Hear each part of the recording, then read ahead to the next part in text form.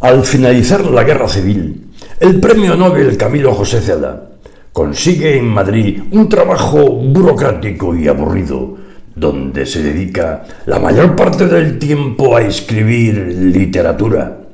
Es tal su fortuna que, de estos escarceos, surgirá La familia de Pascual Duarte, publicada en 1942, la novela llamada a reanimar las letras españolas después del trauma de la Guerra Civil.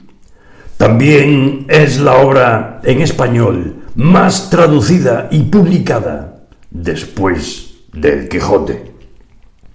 La historia recrea la peripecia vital de Pascual, un mozo extremeño que hace daño a lo más próximo y con frecuencia a lo que ama y que terminará en el garrote vil, una vida de oprobio.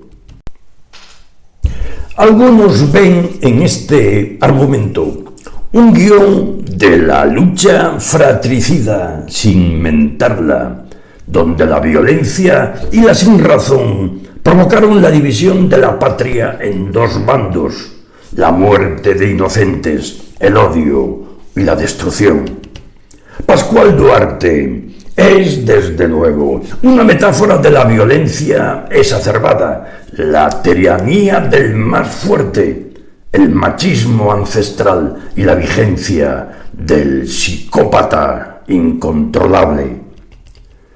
Camilo José Cela, durante la guerra, estuvo destinado con las fuerzas nacionales en la zona de Badajoz y Torremejía. Allí se produjeron brutales actos militares y crímenes contra la humanidad.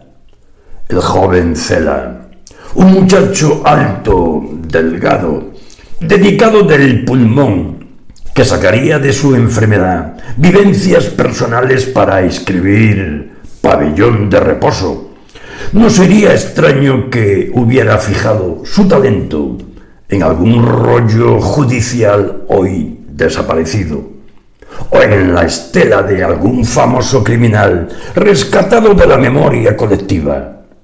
Cela es uno de los escritores que menos datos facilita sobre sus materiales.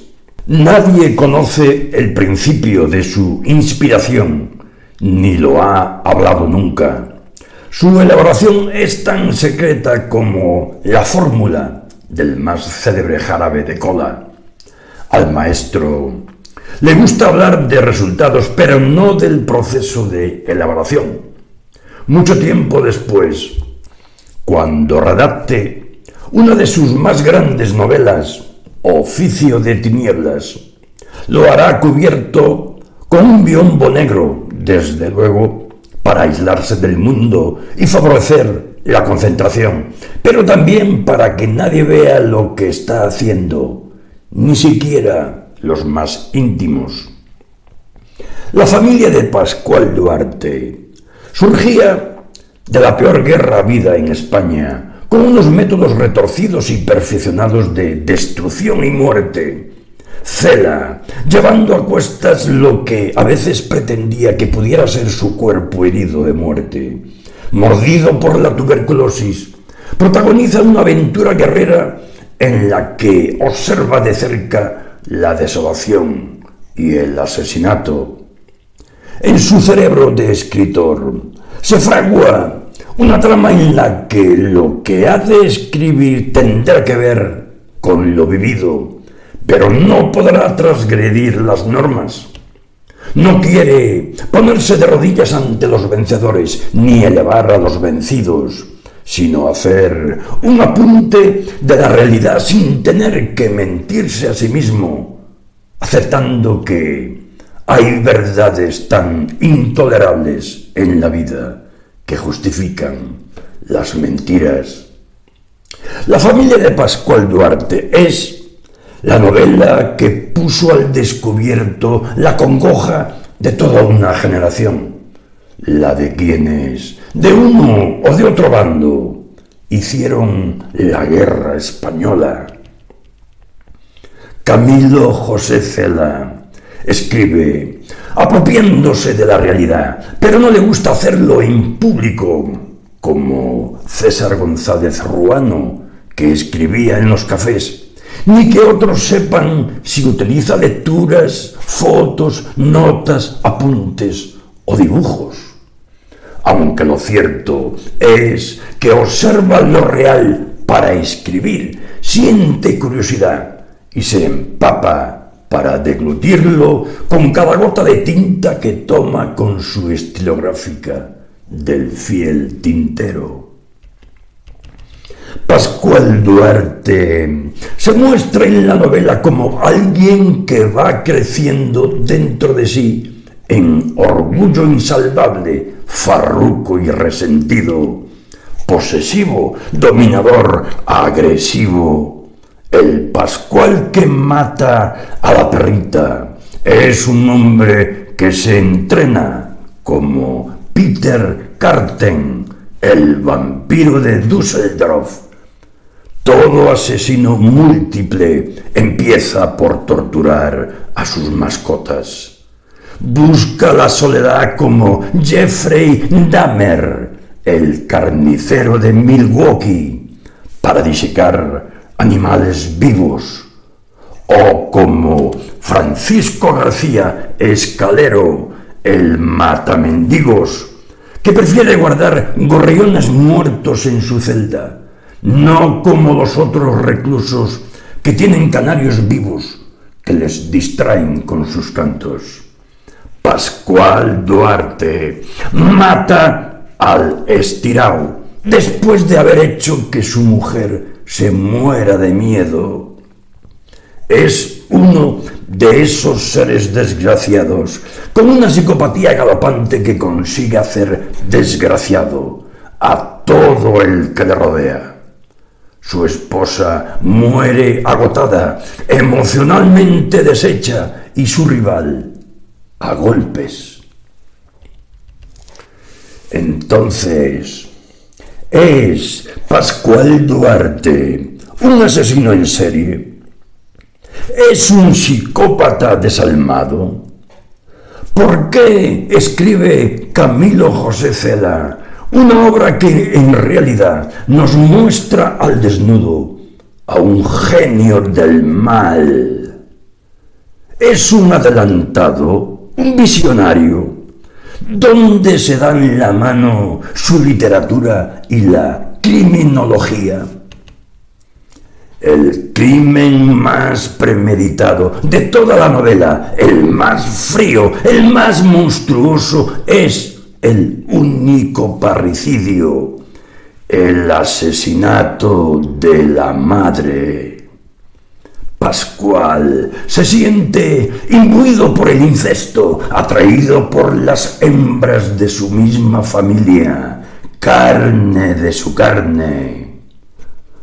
¿Por qué se obsesiona con la madre? En eso hay un paralelismo con José Antonio González Vega, el asesino de ancianas de Santander, que mató mujeres mayores de la edad de su madre, acordándose en cada muerte de que hubiera querido haber matado a la que le trajo al mundo. Pascual Duarte no para de matar como uno de los delincuentes singulares del FBI y su unidad de estudio de la conducta criminal. Es como si fuera la semilla de la destrucción. Mata, se concede un tiempo en el que mejora la técnica y vuelve a matar. Mata al estirao, mata a su madre, mata al cacique de Torremejía. Pascual Duarte siente el poder de matar y a su manera disfruta impartiendo su deseo sobre la tierra, el infinito poder de quitar la vida, solo superado, como diría Elías Canetti, por el todavía más poderoso de devolverle la vida a los muertos. Pero esto último, afortunadamente, todavía no pueden hacerlo los seres humanos. Pascual Duarte espera que le abrace la parte delantera del garrote, que le oprima el cuello el hierro del verdugo.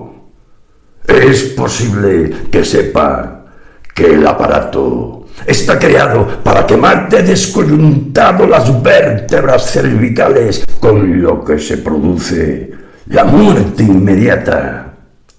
Pero es posible que no espere tanta suerte, sino que al contrario, como bien sabe Camilo, que la mayoría de los reos mueren por asfixia al no entenderse el verdugo con el hierro y tener lugar una mala faena de muerte, como tantas otras ejecuciones. El garrote, aunque vigente y legal desde 1820, lo regaló Fernando VII a los españoles en el cumpleaños de su esposa, con la intención de abolir la muerte en la horca, que era espantosa, a fuer de espectacular y doliente. La ciencia vino en auxilio del monarca, que se creyó humanista, pero en la práctica nadie manejaba el hierro con corrección, y más de uno hubo que convirtió al reo en víctima, porque el sufrimiento de matarlo lo redimió de sus horrorosos crímenes. Pascual Duarte es un adelantado a su tiempo.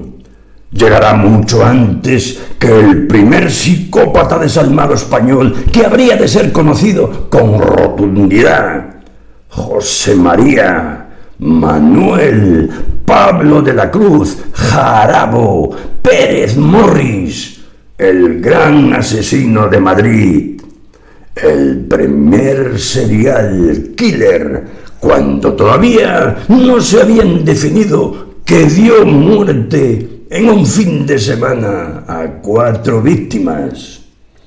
Y luego vendrían tras él, aquí solo como una muestra, aquel Manuel Delgado Villegas, el arropiero, el asesino de ancianas de Santander, Simo Ferrandiz, el matamendigos. Pero antes ya hubo asesinos en serie en España, como el muy conocido Porcela del Lobis Home gallego, Manuel Blanco Romasanta, o el Sacamantecas de Vitoria, Juan Díaz de Garallo y Argandoña, Zurrumbón. Los dos mataron y pagaron por sus crímenes antes de descubrirse. El espejo de asesinos, el hombre del humor macabro, también asesino en serie y caníbal, Jack el Destripador.